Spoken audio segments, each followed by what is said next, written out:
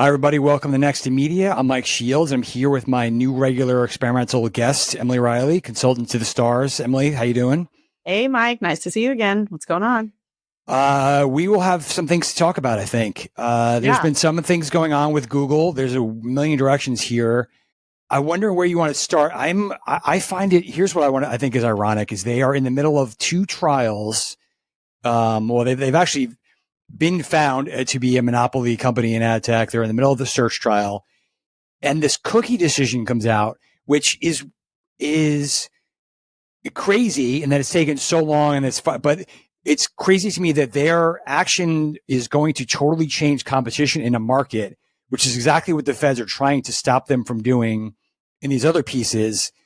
It's like they're so big and so powerful that even when they're being told not to be a monopoly, they can't help but totally impact the competition in another space. And it's the kind of thing that you think the government would be wanting to step in on, and they're not, or they can't. It's just kind of crazy. I don't know if they can. It's almost like if roads were ruled monopoly and we were going to get rid of all roads.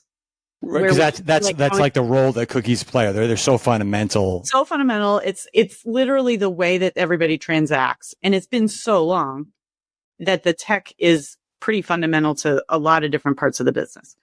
So you want to talk cookies first. I was laughing because it's like another eye roll moment. It's the next nothing burger Google cookie announcement. Yeah. However, there is this irony that, okay, let's assume they have to sell Chrome. Cookies then get into the hands of somebody else.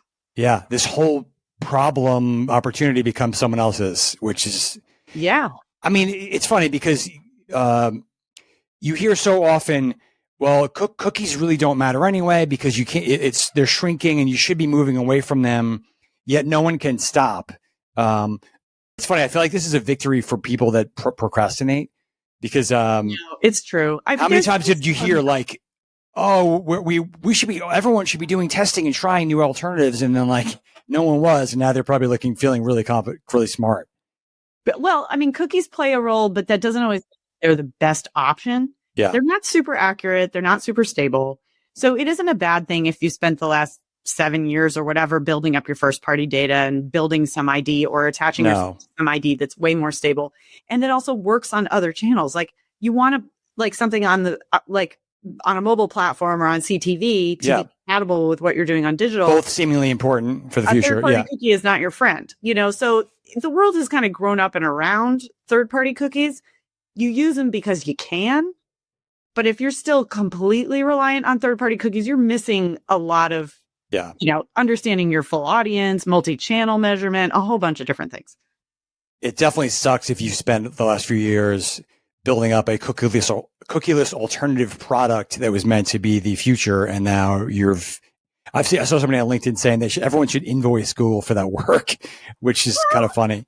But again, okay, so let's say OpenAI makes good on their word. They said this week that they wanted to buy Chrome. Yeah. They don't care about cookies, right? No, well, they seemingly don't care about advertising. We'll see. Yeah, well, exactly. So, they could very easily just shut them off. Yeah.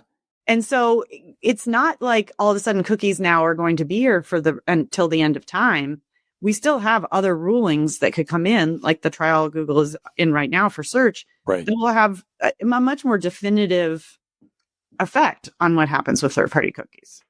Okay, so let's talk about the verdict that came down. I guess it was the end of the previous week. The remedies have not come out yet, but Google is officially an ad tech monopoly in the eyes of the court, and there's all kinds of speculation about whether they're going to have to sell this, that, or other, or get broken up completely. I actually wrote something this week. Tell me if you. I don't think, and I'm not the only one saying this. I don't think Google gets really hurt right now, and they'll actually be happy to shed some of this stuff because it doesn't. I don't know how much it matters for the future of their business anyway. Well, it depends on what part of their business you look at, right? So we were just talking about search. Search makes up, I don't know, 7-8 times more billions of dollars in revenue for them than advertising does. But significant parts of their business are stitched into their ad server and stitched into their exchange. It all works as one big ecosystem. So if you're like their long tail local marketing revenue, you use Google Ads, that ad server comes into play. So it's hard to know like where their revenue is allocated versus where they actually kind of need that technology or want that technology. And you almost like won't know until you break it up how it affects everything. Yeah, what it really does to destabilize. And if that's the other thing is like if you're a small marketer looking at like, okay, wait, so then I can't reach my audience anymore on Google. I'm confused. Now where do I reach them? Life is kind of hard for you. And it's the same thing on the publisher side. You know, like you can look around right now and see, oh, this is a renaissance moment. This is amazing for publishers. Right. Eventually, I think in the near term, it's going to be a huge pain in the neck. Like if you've had an ad server that's had a monopoly for this long, you don't have a ton of well-resourced competitors to turn to as because no one's been bothering to even compete in that market. Yeah, like Google's just the sheer volume of data, the volume of integrations that they have already available to you, the depth of their reporting. They have all the world's best tech engineers working on this. And so you do, I mean, you know, boo-hoo-hoo, it is a monopoly, but you are saying goodbye to a behemoth that did drive a lot of value. They obviously also completely stifled competition and innovation. So it's like pain before the Renaissance is essentially the story that I'm looking at. So do you think, I actually had a publisher on my show last week. The verdict hadn't come out yet, so we didn't touch on it as much, but they seem much more concerned with, well, what's going to happen? What's happening in my search traffic, the future? What is AI going to do to my business? Then who's powering my, what exchange I'm working with or not. And that feels like where the government should be stepping in and trying to guide things. And this like nothing to do with that. It's very complicated. Can you imagine first of all, you're going to law school and then you're working for the government. And now you need to understand like the intricacies of this massive technology. And then try and see the future. Like your experts, your expertise is in something else. And so, the good thing that they've done recently, and many of the people that we know and have worked with over the last 10 years, finally got to be the ones on the stands, finally got to get interviewed during the investigations, because then they got the people that were actually undergoing like all of the questioning got a chance to explain the entire market in a way that I don't think anybody in the government had any idea about before. No. Now, to your point, Mike, enter AI. We're starting fresh. We're starting all over again, a brand new opportunity to create a monopoly. So a lot of people are saying, oh, ChatGPT now is going to come and OpenAI is going to buy Chrome and that's going to be the new Google. It remains to be seen. Google is still growing. Google has AI. Google's doing better. They just had a killer quarter. Like they're doing fine.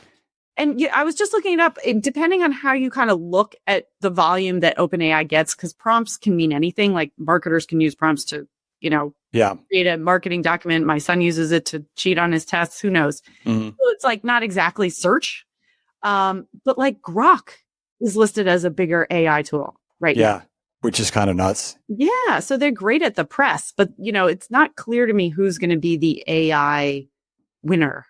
No, and I'm still, I know that the traffic and volume is up, and people. I still question whether the general public has decided I'm shifting to. I want answer search, not old fashioned search.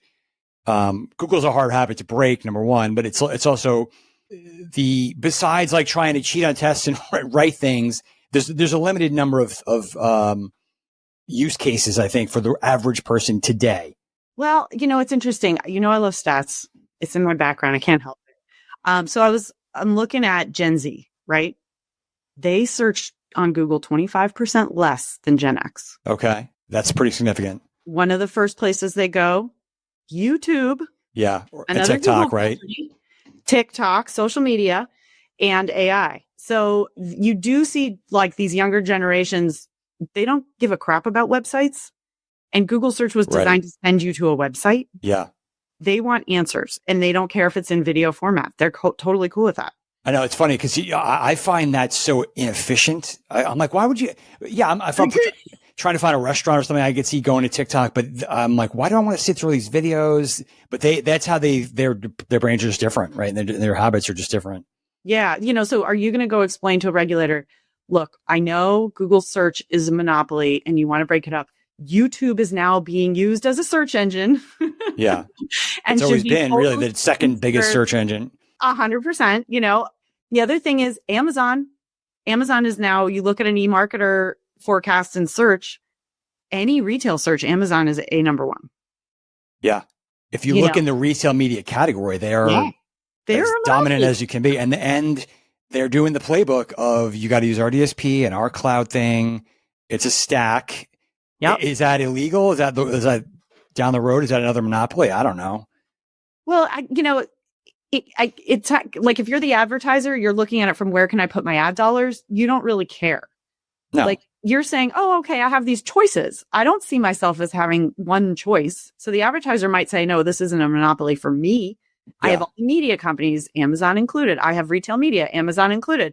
I have search, Amazon included. But in each of those categories, I have all these other choices.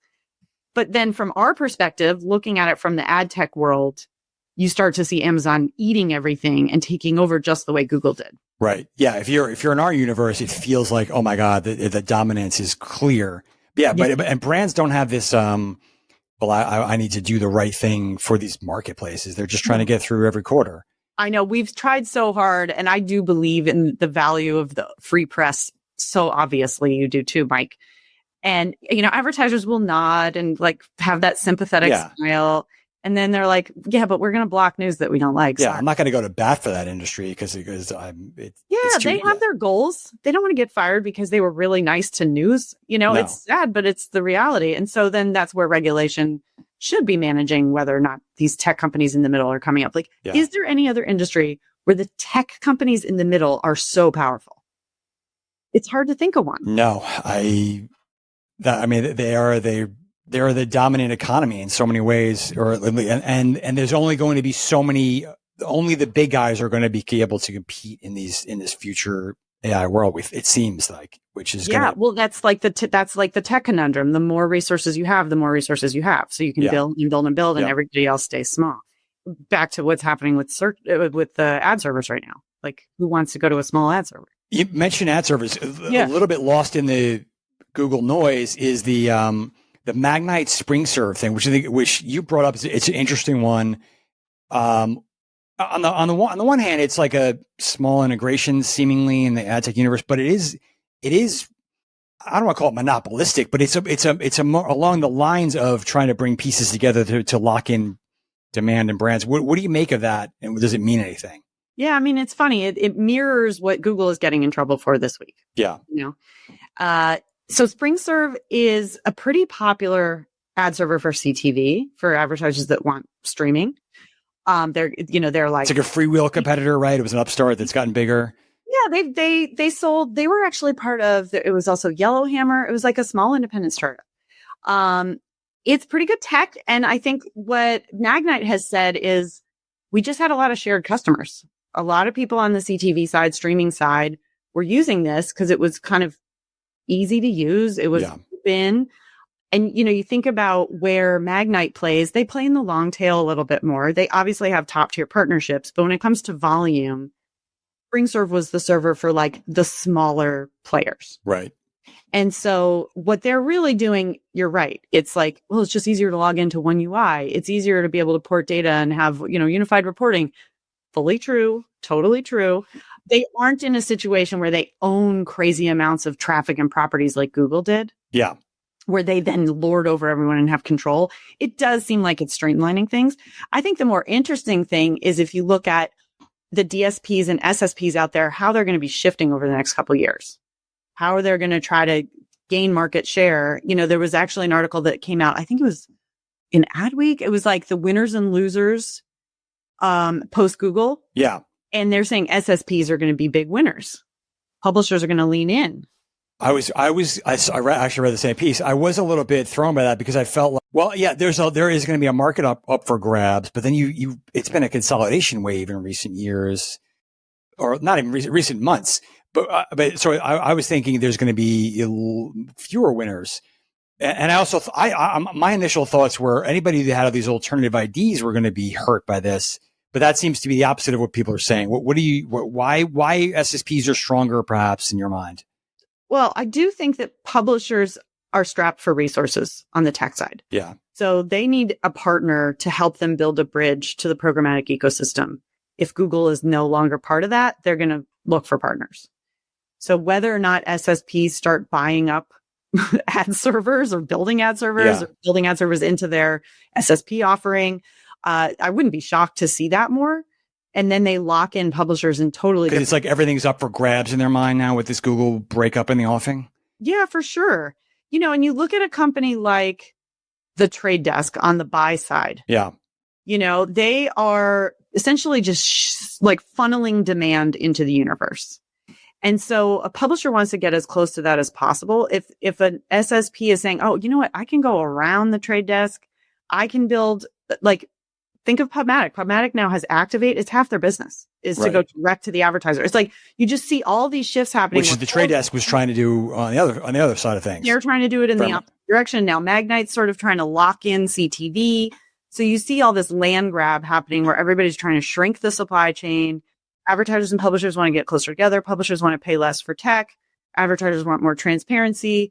And I think with Google having to, at least in the near term, not make any big moves, they'll probably try to, be quiet for a while. It'll be interesting to see what happens to the IDs in particular, as you mentioned, because, again, like if third-party cookies go away with Chrome, they will still be relevant. Yeah. Those IDs. Yeah. And especially if they work, like you said, in CTV, which is going to be, there is not a cookie there to replace platforms. And, because advertisers, what they want is they want to reach somebody. They don't care where they are. Yeah. Whenever ID does that well, advertisers don't care about philosophically whether or not this ID was a good idea or if it's, scalable enough. They're looking to let their campaign results decide that. Right. Like the money follows the results. One more question about the trial world of advertising technology and digital advertising. What do you make of the Meta case that's going on? It's a ways away from, I think, a decision being made, and the issues are very different. But we could argue whether they should or should not have been allowed to buy Instagram and WhatsApp at the time. But now, in hindsight, it feels like they really locked up a lot of the market. Do you think there's going to be? What are the potential ramifications or results for our industry if are they going to get forced to be broken up? What?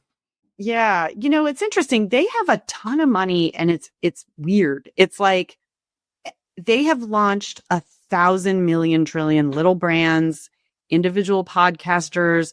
Everybody that does social media on that site loves that they're a monopoly because it's one place to get an awesome audience. Yeah. You think of any Insta purchase that you've made. Would that have happened if that little startup company had to spend ads across 36 different social media platforms? No, it's actually an excellent ad vehicle. You don't really, you're in that mode where you're actually receptive to those things. You're happy to make a silly purchase, whatever. Yeah. It's really hard to replace. It's literally a thing now. It's like, they were an Insta brand. Like they literally launched on Instagram and they got big, like Aviator Nation, perfect example. There are a million others. And, I think they're going to suffer when it gets broken up. But, you look at the everybody says it's better for the audience in the world at large to, break these things up. TikTok is coming on strong. Younger audiences prefer TikTok 100%. Snap is actually pretty small, but it's big with young people. Yeah. The only place where I see it creating a big problem is with small advertisers. I think that's where the pain is going to be. Because the back end data between Facebook, Instagram, and everybody else is so powerful that you got to break them. You reach your audience so effectively, so easily. You get the information you need to improve your campaigns, to target people based on what they're looking at. They've invested in AI, and if that gets taken away, that's really going to hurt. Or you would think it would dull performance. Yeah, exactly. So then there's always the give and take. Obviously, philosophically, you don't want a monopoly. But, what's the what is the definition of a monopoly in this situation? Like, people have other options. There are other search engines. Right. I mean, there are other social media. There's other places for brands to spend money. It's not as though they have to. Yeah. So it's not as clear cut. Yeah. And I don't know. That's one where I don't know what the feds are trying to accomplish there. Yeah. Like, rule of thumb is 70% market share for a monopoly. Yeah. So 70% market share of what? Like, what do you count as social media today? Do you count YouTube? Do you count TikTok outside the US? But it's much more entertainment than friends. It's a really hard thing to define. And there are a lot of options out there. But all right, what else are you watching in the industry that we should be thinking about before we wrap? Oh, I think that what I'm looking at right now is the creative renaissance. I think CTV in general has been, you see squeeze back ads, you see pause ads, Yep, glass ads, shoppable ads, commerce. All of these things are coming to CTV, and like the way that people have been talking about it for so long is finally starting to really happen, where instead of one super expensive TV commercial that was made 6 months ago, right. people are using AI to generate ads in real time. Brightline just had an announcement about this week about that stuff. Exactly. Smaller advertisers are coming to CTV. That creates a lot more competition because they can finally afford to have a commercial.